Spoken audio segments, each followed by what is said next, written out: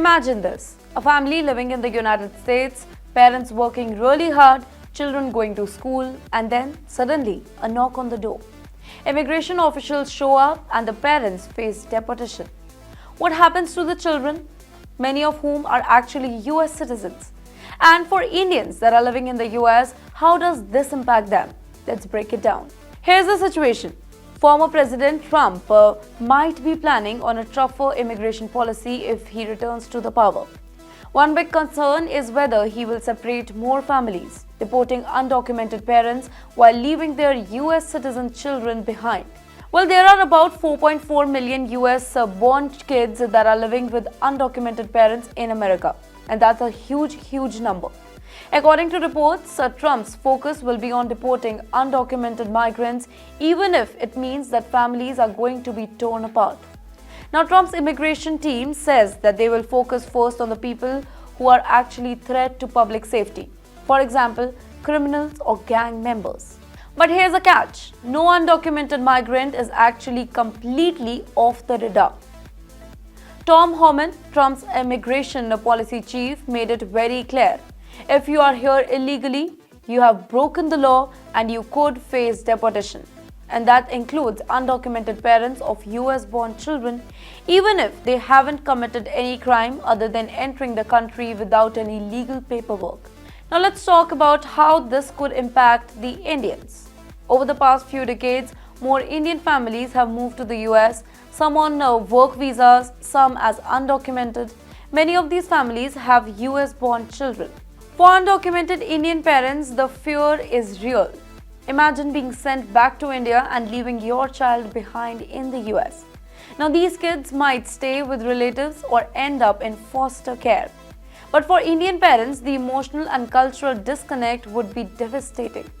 Here is an interesting fact now. US-born kids cannot sponsor their parents for a green card until they turn 21 years old. So even if a child is a citizen, their parents could still be deported before that happens. Now this leaves family in a limbo now. Indian families in particular we are talking about face unique challenges. Kids who grow up in the United States often adapt the American culture and even the education. Now if they are forced to return to India with their parents, it could disrupt their lives completely. New schools, new culture, an entirely different future. Now, Trump's team argue that making exceptions for undocumented parents could encourage more illegal immigration.